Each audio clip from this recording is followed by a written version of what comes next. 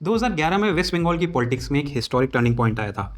34 years तक बंगाल पर राज करने वाली लेफ्ट फ्रंट गवर्नमेंट को ममता बनर्जी और तृणमूल कांग्रेस ने हरा दिया था।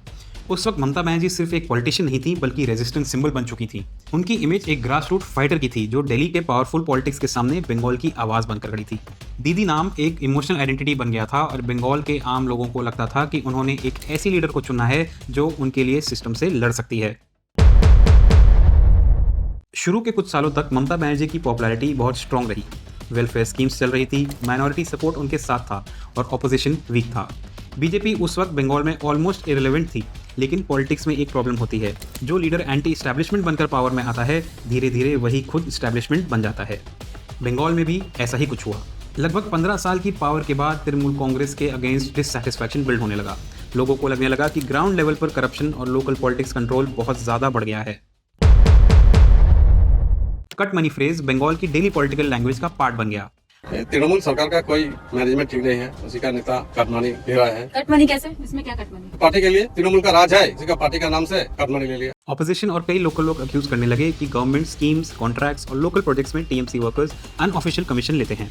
धीरे धीरे परसेप्शन बनने लगा कि बंगाल में गवर्नेंस से ज्यादा सिंडिकेट कल्चर चल रहा है। Abhishek Banerjee to appear before the CBI in connection with the teachers' recruitment scam. Teacher recruitment scam ने भी टीएमसी गवर्नमेंट की इमेज को काफी डैमेज किया। हजारों स्टूडेंट्स और जॉब एस्पिरेंट्स को लगा कि उनके साथ अनफेयर ट्रीटमेंट हुआ है और मेरिट सिस्टम कॉम्प्रोमाइज हो गया है। बीजेपी ने इस इशू को एग्रेसिवली यूज किया।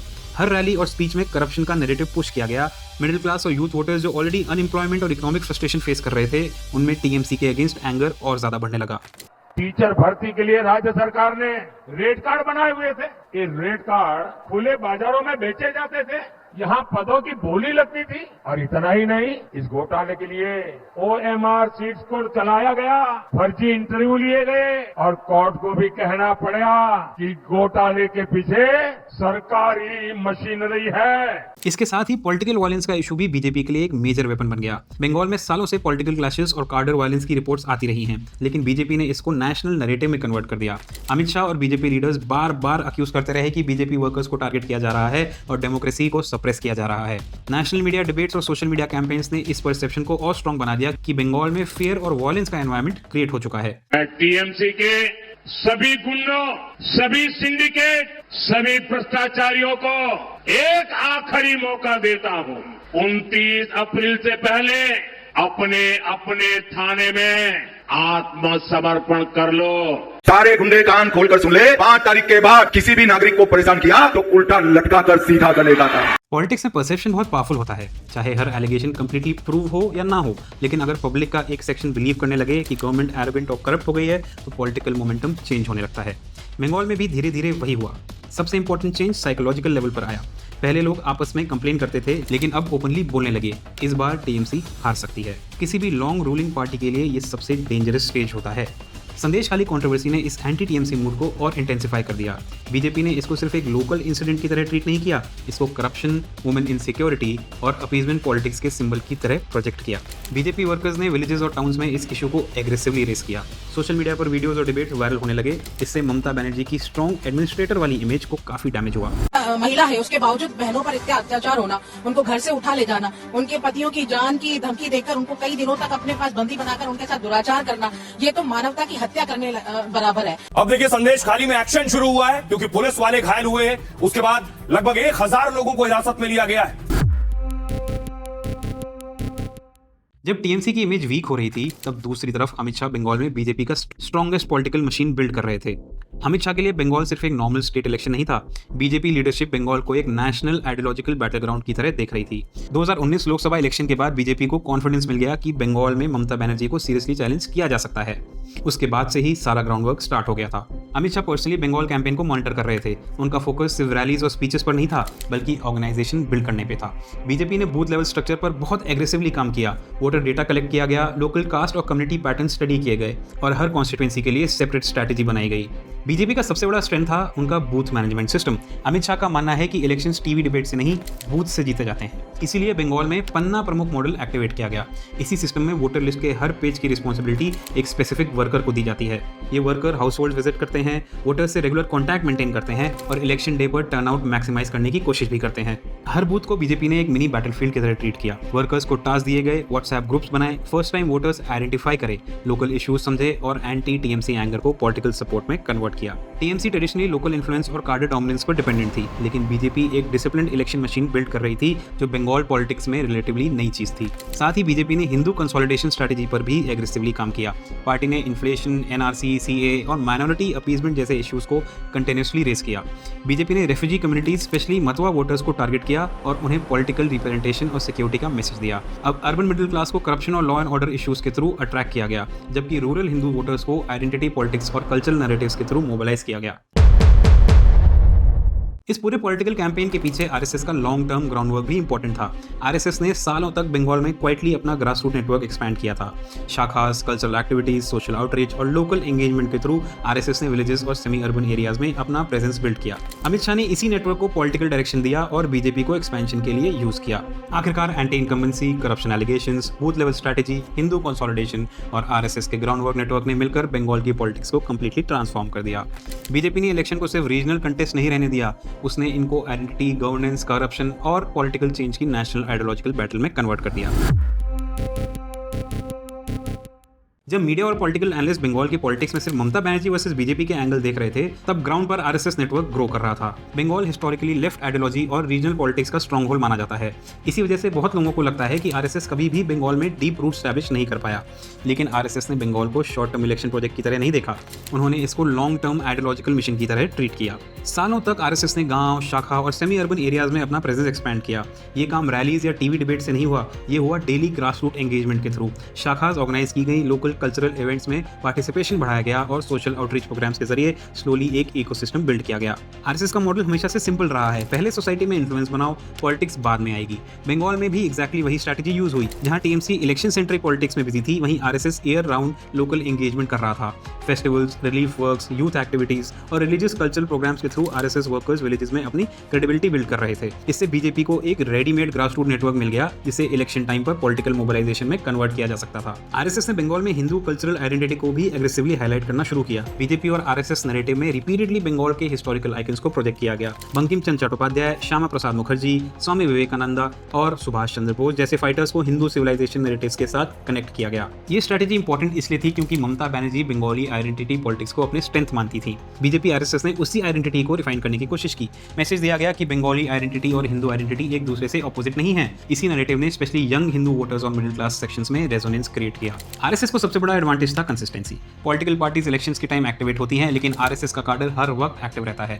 इसी वजह से बीजेपी को बंगाल के रूरल एरियाज में भी एंट्री मिलनी शुरू हुई। पहले जो विलेजेस टीएमसी या लेफ्ट का स्ट्रॉन्ग होल्ड माना जाते थे, वहां बीजेपी स्लोली ऑल्टरनेटिव फोर्स बनने लगी। अमित शाह ने इसी आरएसएस ग्राउंड वर्क को इलेक्टोरल मशीनरी के साथ कंबाइन किया। एक तरफ आरएसएस आइडियोलॉजिकल और कल्चरल इकोसिस्टम बिल्ड कर रहा था, दूसरी तरफ बीजेपी उसी इकोसिस्टम को पॉलिटिकल सपोर्ट में कन्वर्ट कर रही थी। ये कॉम्बिनेशन बंगाल में बहुत पावरफुल प्रूव हुआ। ऑपोजिशन पार्टी स्पेशली सीपीआईएम बार बार क्लेम करती है कि ममता बनर्जी की पॉलिटिक्स ने इनडायरेक्टली आरएसएस को ग्रो करने में हेल्प करी। उनका आर्गुमेंट था कि लेफ्ट डिक्लाइन होने के बाद बंगाल में आइडियोलॉजिकल वैक्यूम क्रिएट हो गया, जिससे आरएसएस ने फिल कर दिया। चाहे ये क्लेम फुली एक्यूरेट हो या ना हो, लेकिन रियलिटी ये थी कि बीजेपी की राइज के पीछे आरएसएस का डिसिप्लिन ग्रास रूट नेटवर्क बहुत इंपॉर्टेंट फैक्टर बन चुका था। 2026 तक बंगाल में बीजेपी सिर्फ आउटसाइडर पार्टी नहीं रही थी। आरएसएस और बीजेपी ने मिलकर एक ऐसा इकोसिस्टम क्रिएट कर दिया था जो विलेजेस से लेकर अर्बन सेंटर्स तक विजिबल होने लगा था। हर लॉन्ग रूलिंग गवर्नमेंट एक स्टेज पर जाकर ओवर कॉन्फिडेंस का शिकार हो जाती है। ममता बनर्जी की गवर्नमेंट के साथ भी कुछ ऐसा ही हुआ। सबसे पहले स्ट्रैटेजिक मिस्टेक थी excessive dependence on minority consolidation. Mamata Banerjee का political model largely Muslim vote consolidation और वेलफेयर पॉलिटिक्स पर डिपेंडेंट हो गया था। बीजेपी ने इसी स्ट्रैटेजी को अपीजमेंट पॉलिटिक्स का लेबल दे दिया। अमित शाह और बीजेपी लीडर्स रिपीटेडली अक्यूज करते रहे कि टीएमसी सिर्फ वोट बैंक पॉलिटिक्स कर रही है और हिंदू कंसर्न्स को इग्नोर किया जा रहा है। चाहे रियलिटी कॉम्प्लेक्स हो, लेकिन पॉलिटिकली बीजेपी का नैरेटिव इफेक्टिव था। इसी नैरेटिव ने हिंदू वोटर्स के डिफरेंट सेक्शंस को कॉमन पॉलिटिकल आइडेंटिटी कम्युनिटी के अंदर यूनाइट करना शुरू कर दिया। बीजेपी का गोल कास्ट पॉलिटिक्स को सेकेंडरी बनाना था और रिलीजियस पोलराइजेशन को प्राइमरी इशू बनाना था। बंगाल में ये स्ट्रैटेजी ग्रेजुअली सक्सेसफुल होने लगी। Upper caste, refugee communities, OBC Hindu voters और अर्बन मिडिल क्लास के सेक्शंस बीजेपी की तरफ शिफ्ट होने लगे। ममता बनर्जी की दूसरी प्रॉब्लम थी एग्रेसिव पॉलिटिकल स्टाइल का बैकलैश। उनकी कॉम्बैटिव इमेज इनिशियली स्ट्रेंथ थी, लेकिन टाइम के साथ ऑपोजिशन ने उसी इमेज को अथॉरिटेरियन बिहेवियर के एग्जाम्पल की तरह प्रोजेक्ट करना शुरू कर दिया। जब भी बीजेपी और टीएमसी वर्कर्स के बीच में क्लैश होते, बीजेपी उसको डेमोक्रेसी सप्रेशन का नैरेटिव बना देती। नेशनल मीडिया में रिपीटेडली विजुअल्स और डिबेट्स चल रही थी जहां बंगाल को पॉलिटिकली वायलेंट स्टेट की तरह पोर्ट्रे किया जाता था। इसका impact specially urban educated voters पर पड़ा। अभिषेक बैनर्जी को लेकर नेपोटिज्म एलिगेशंस भी ग्रेजुअली बढ़ने लगे। ऑपोजिशन पार्टीज ने अक्यूज किया कि टीएमसी एक फैमिली सेंट्रिक पावर स्ट्रक्चर में कन्वर्ट हो रहा है। ममता बनर्जी की एंटी करप्शन इमेज भी स्कैंडल्स के बाद वीक होने लगी थी। जो लीडर कभी सिस्टम के अगेंस्ट फाइटर के रूप में देखी जाती थी, वही अब सिस्टम का पार्ट लगने लगी थी। लीडरशिप फटीग भी विजिबल होने लगा था। 15 साल तक कंटिन्यूअसली एग्रेसिव पॉलिटिक्स करना और पब्लिक एक्साइटमेंट मेंटेन करना डिफिकल्ट होता है। बीजेपी ने इसी फटीग को एक्सप्लॉइट किया। उसने चेंज का मैसेज एग्रेसिवली पुश किया। मैसेज सिंपल था, बंगाल को नए पॉलिटिकल डायरेक्शन की जरूरत है। टीएमसी की एक और मेजर वीकनेस ओवर सेंट्रलाइजेशन। बहुत डिसीजंस टॉप लीडरशिप के अराउंड रिवॉल्व करने लगे थे। लोकल लेवल डिससैटिस्फैक्शन और फैक्शनिज्म ग्रेजुअली इंक्रीज हो रहा था। बीजेपी ने डिसग्रंटल्ड लोकल लीडर्स को अट्रैक्ट करना शुरू कर दिया और टीएमसी के इंटरनल क्रैक्स को पॉलिटिकली यूज किया। जब anti incumbency, corruption allegations, political violence narratives और लीडरशिप फटीग एक साथ कंबाइन हुए, तब टीएमसी की प्रीवियसली इनविंसिबल इमेज क्रैक होने लगी। 2026 का बंगाल इलेक्शन सिर्फ एक नॉर्मल इलेक्शन नहीं था। ये परसेप्शन वॉर, आइडियोलॉजिकल बैटल और ऑर्गेनाइजेशनल कॉन्टेस्ट का एक फाइनल स्टेज था। बीजेपी ने सबसे बड़ी अचीवमेंट ये की थी कि उसने अर्बन और रूरल सपोर्ट को साइमल्टेनियसली कंबाइन कर दिया। ट्रेडिशनली बंगाल में रूरल पॉलिटिक्स टीएमसी और उससे पहले लेफ्ट का स्ट्रॉन्ग होल्ड एरिया था, लेकिन इस बार बीजेपी ने विलेजेस में भी सिग्निफिकेंट पेनिट्रेशन कर लिया। अर्बन मिडिल क्लास करप्शन और गवर्नेंस इश्यूज की वजह से बीजेपी की तरफ अट्रैक्ट हुआ। रिफ्यूजी कम्युनिटीज आइडेंटिटी पॉलिटिक्स और सिटीजनशिप नैरेटिव्स की वजह से मोबिलाइज हुए। हिंदू कंसोलिडेशन ने बीजेपी को ब्रॉडर सोशल कोएलिशन दिया। यूथ वोटर्स अनएम्प्लॉयमेंट और एंटी इनकम्बेंसी की वजह से चेंज की तरफ शिफ्ट करने लगे। इलेक्शन कैंपेन्स का फाइनल फेज तक बीजेपी ने बंगाल इलेक्शन को कंप्लीटली नेशनलाइज कर दिया था। इश्यूज सिर्फ लोकल गवर्नेंस तक लिमिटेड नहीं थे। National security, infiltration, Hindu identity, corruption और डेमोक्रेसी जैसे थीम्स कंटिन्यूसली रेज किए गए। अमित शाह का कैंपेन स्टाइल हाईली एग्रेसिव था। उन्होंने डजन्स ऑफ रैलीज और रोड शोज किए। बीजेपी का एंटायर सेंट्रल लीडरशिप बंगाल में एक्टिव था। हर कॉन्स्टिट्यूंसी को स्ट्रैटेजिक इंपॉर्टेंस दी गई। सोशल मीडिया से लेकर बूथ मैनेजमेंट तक एक सिंक्रोनाइज्ड कैंपेन चल रहा था। दूसरी तरफ टीएमसी डिफेंसिव मोड में चला गया। ममता बनर्जी अब भी मास लीडर थी, लेकिन बीजेपी का नैरेटिव मोमेंटम ज्यादा पावरफुल लगने लगा था। हर स्कैंडल और कंट्रोवर्सी को बीजेपी इमीडिएटली एम्पलीफाई कर देती थी। इलेक्शन रिजल्ट्स ने बंगाल की पॉलिटिक्स को शॉक कर दिया। बीजेपी ने मैसिव विक्ट्री सिक्योर की और टीएमसी का 15 साल का पुराना डोमिनेंस कोलैप्स हो गया। सबसे सिंबॉलिक मोमेंट था टीएमसी मिनिस्टर्स का लार्ज स्केल डिफीट। कई सीनियर लीडर अपनी सीट हार गए, जो क्लियरली इंडिकेट करता है कि एंटी इनकम्बेंसी सिर्फ आइसोलेटेड इशू नहीं था, वो स्टेट वाइड सेंटिमेंट बन चुका था। ममता बनर्जी का खुद अपनी स्ट्रॉन्ग होल्ड सीट हारना साइकोलॉजिकली ह्यूज मोमेंट था। बीजेपी ने इसको एंड ऑफ एन एरा की तरह प्रोजेक्ट किया, लेकिन बीजेपी की विक्ट्री किसी एक स्पीच या एक इवेंट की वजह से नहीं आई थी। ये एक long term political project result था। ममता बनर्जी को हराना इजी नहीं था। उन्होंने बंगाल की पॉलिटिक्स को डिकेड्स तक डोमिनेट किया था। उनकी पर्सनल पॉपुलैरिटी एक्स्ट्रा ऑर्डिनरी थी, लेकिन पॉलिटिक्स सिर्फ करिश्मा से नहीं चलती। Organisation, narrative control, grass root presence और टाइमिंग भी इक्वली इंपॉर्टेंट होते हैं। अमित शाह ने बंगाल में बीजेपी को एक डिसिप्लिन इलेक्टोरल मशीन में ट्रांसफॉर्म किया।